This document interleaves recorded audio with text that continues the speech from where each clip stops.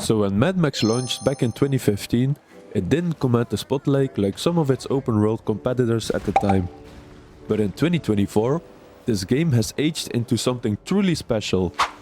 If you've ever wanted a raw, no-holds-barred journey through a post-apocalyptic landscape, Mad Max offers exactly that. And maybe a bit more than you'd expect. This game combines intense combat, satisfying car customization, and a desolate but intriguing open world that draws you in despite the flaws. So, let's start with the plot, or rather, the slim shadow of one. You play as Max, a man with a short fuse and an even shorter list of life goals. All he wants is to escape the apocalypse, and in true Max fashion, he's going to fight half the desert to do so. The story's main drive? Building the ultimate ride, the Magnum Opus, to reach the legendary Plains of Silence. This isn't The Last of Us, you're not here for a touching tale of survival and humanity. But you will meet some bizarre characters along the way. Like Jumbucket, a mutant mechanic who loves cars a little too much. And Scrotus, a villain so brutal he makes the guys in Mad Max Fury Road look like nice neighbors. But the real magic of Mad Max comes out in the combat.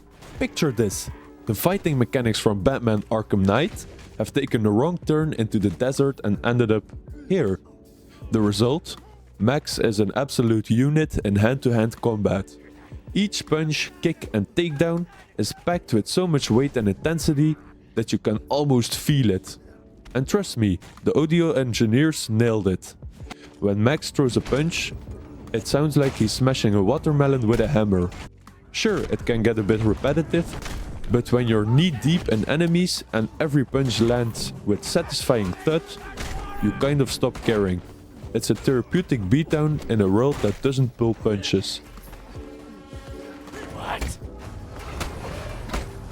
So then there's the Magnum Opus, the star of the show. This car is more than just your ride. It's your survival, your weapon, and if you're just like me, your pride and joy. Mad Max doesn't give you a straight path to the best upgrades. Instead, you have a sandbox of customization options, from beefy armor to turbocharged engines, letting you build a car that feels uniquely yours. Want to zip through the dunes like a speed demon? Max out the engine and ditch the armor. Or do you want to be a tank that no one can mess with? Load up on armor and ram your way through anything in sight. The best part is, it's not about getting the best car. It's about getting your car. Every trip out into the wasteland is a tweak, tune and make the Magnum Opus even deadlier. And when you finally get into a car chase and start smashing through enemy vehicles, that's pure, unfiltered fun in my opinion.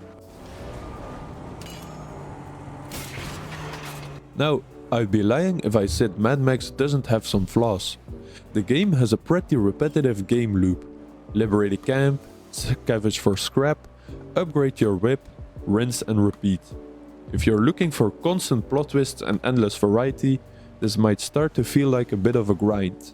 But if you're okay with a steady, satisfying loop where you're constantly rewarded with better gear, faster upgrades and a stronger ride, you'll love this game. There's a rhythm to it, like tuning an old car in your garage. Yeah, it's repetitive, but the satisfaction of seeing everything come together is absolutely worth it in my opinion. So, let's talk a bit about the graphics. Graphically, Mad Max holds up surprisingly well.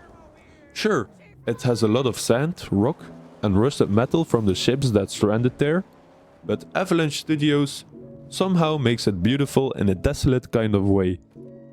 The wasteland is full of massive dunes, brutal storms and strange landmarks.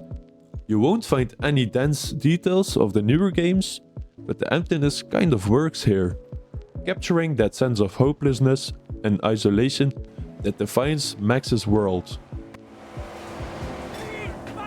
So let's talk a bit more about the combat, because trust me, this is where Mad Max shines.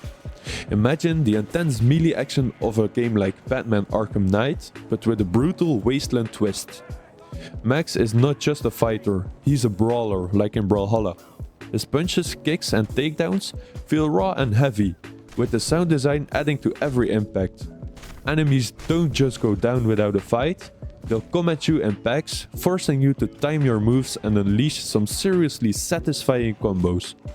You have parrying, countering, and landing those gritty finishing moves keeps every skirmish intense. Sure, the variety in enemy types could be better and more, but the combat system keeps things fresh by making every hit feel powerful and authentic. And just the sheer variety of finishers keeps it fresh.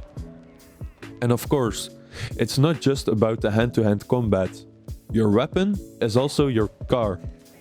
You'll upgrade this with everything from ramming grills to flamethrowers, making it your best tool for survival. Whether you're smashing through enemy vehicles or taking down entire camps. There's something uniquely thrilling about turning the Magnum Opus into a fully customized war machine. And that's exactly what you want to do. And finally, we have the bases in Mad Max. They are a satisfying mix of challenge and reward, giving you a sense of progression each time you clear one.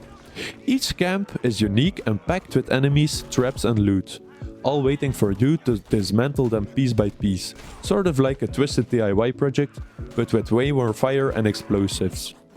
The best part, every base you take down reduces enemy presence in the area, making your time in the wasteland a little more safer and unlocking new resources for your faction.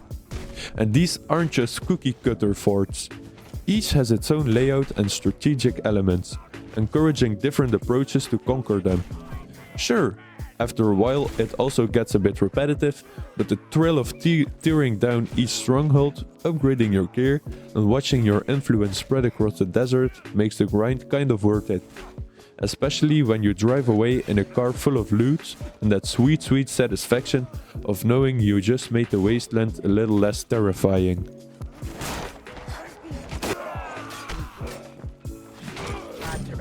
So in conclusion, why should you pick up Mad Max in 2024? If you're the type of player who loves big open worlds, visceral combat and the freedom to build a car that would make even Fast and Furious fans jealous, then this game is absolutely worth your time. And here's the pushover. It's on sale for just $4. $4, that's like a cup of coffee. Or a one-way ticket to an endless wasteland where you can smash things up in style. At that price, there's no reason not to give it a shot. Yes, it may get repetitive, and no, it's not winning any awards for storytelling, but if you lean into the chaos, customize your car, and let yourself enjoy the gritty fun, Mad Max is a true blast. It might not have been a headliner in 2015, but in 2024, this game is an absolute steal and a hidden gem in my opinion. So, as always, if you enjoyed this video, don't forget to like, share, comment, donate, masturbate.